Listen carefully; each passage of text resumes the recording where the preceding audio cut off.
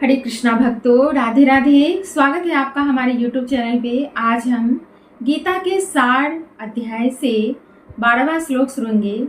उससे पहले हम आप लोगों से एक बात कहना चाहते हैं कि ये माला प्रभु श्री कृष्ण कन्हैया जी की कृपा से हमें प्राप्त हुई है। तो आज हमने सोचा कि इसे धारण करके और पाठ किया जाए। बहुत सुंदर अनुभूति होती है, क्योंकि यह पुष्पमाला प्रभु श्री कृष्ण कन्हैया जी पहले खुद धारण किए हुए थे, तो प्रसाद रूप में मिला हुआ है और इसकी खुशबू मन मस्तिष्क तक जाती है, तो एक अलग ही आनंद की अनुभूति होती है, जो आपने भी महसूस किया होगा। तो आइए बिना देर किए आज हम श्रीमद् भागवत गीता का 60 अध्याय से 12वां श्लोक श्रवण करते हैं और ध्यानपूर्वक सुनते हैं। नात्वेवाहं जातु नासं न त्वं नेमे जनाधिपाः न चैव न भविष्यामः सर्वे व्यमतः परम्।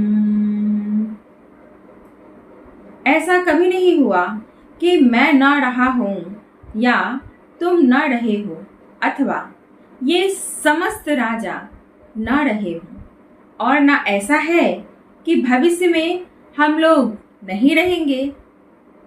तात्पर्य यह है कि वेदों में, कठोपनिषद में तथा श्वेतास्तर उपनिषद में भी कहा गया है कि जो श्री भगवान असंख्य जीवों के कर्म तथा कर्म फल के अनुसार उनकी अपनी अपनी परिस्थितियों में पालक हैं, वही भगवान अंश रूप में हर जीव के हृदय में वास करते हैं। केवल साधु पुरुष जो एक ही ईश्वर को भीतर बाहर देख सकते हैं, पूर्ण एवं शाश्वत शांति प्राप्त कर सकते हैं। यहाँ पे कठोपनिषद में एक श्लोक कहा गया है, उसको समझते हैं।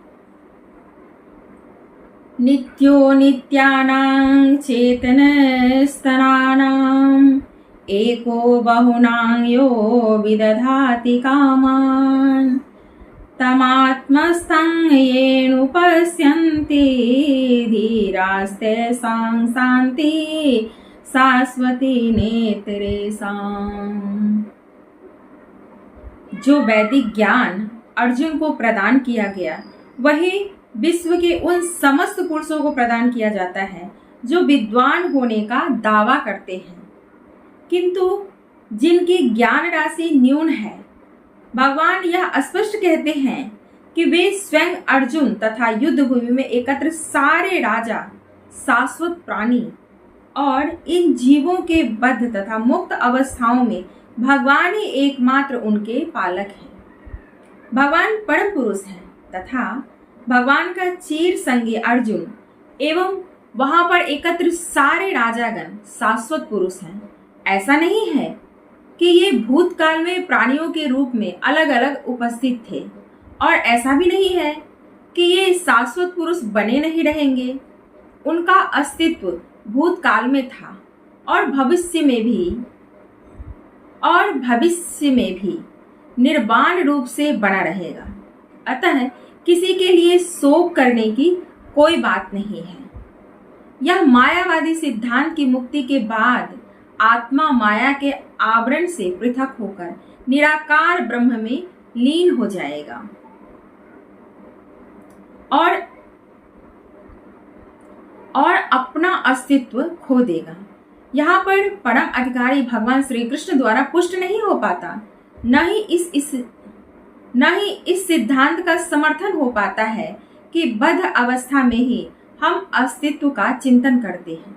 यहाँ पर कृष्ण स्पष्ट कहते हैं कि भगवान तथा अन्यों का अस्तित्व भविष्य में भी अक्षुण्ण रहेगा, जिसकी पुष्टि उपनिषदों द्वारा भी होती है।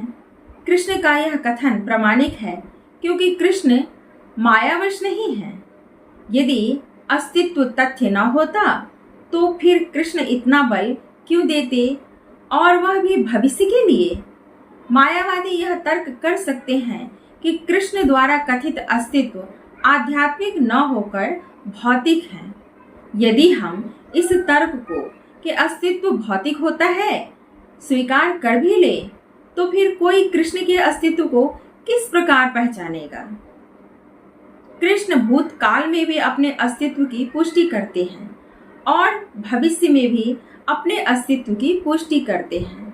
उन्होंने अपने अस्तित्व की पुष्टि कई प्रकार से की है और निराकार ब्रह्म उनके अधीन घोषित किया जा चुका है।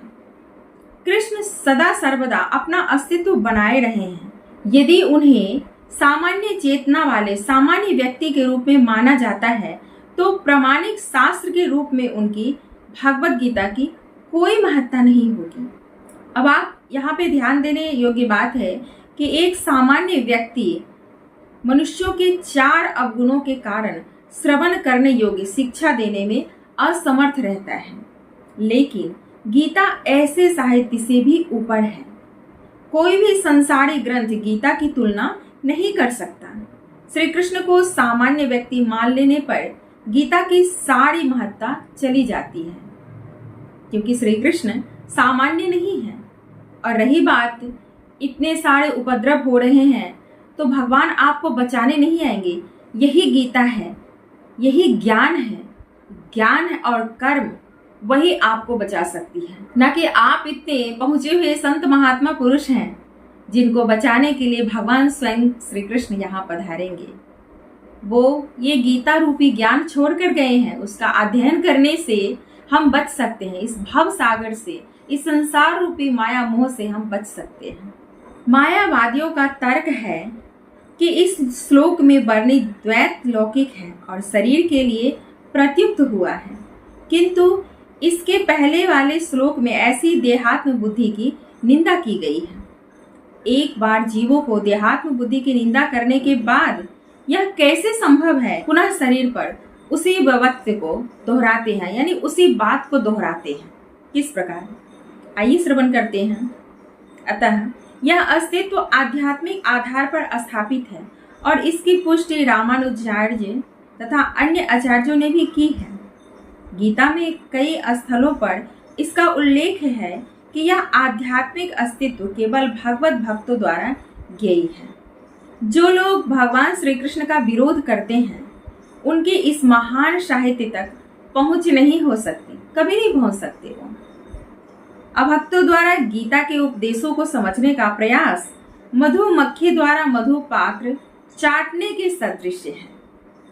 पात्र को खोले बिना मधु नहीं चखा जा सकता। इसी प्रकार भगवत गीता के रहस्य को केवल भक्त ही समझ सकते हैं, अन्य कोई नहीं समझ सकता। जैसा कि इसके 4th अध्याय में कहा गया है, न ही गीता का स्पर्श ऐसे लोग कर पाते हैं जो भगवान के अस्तित्व का विरोध करते हैं।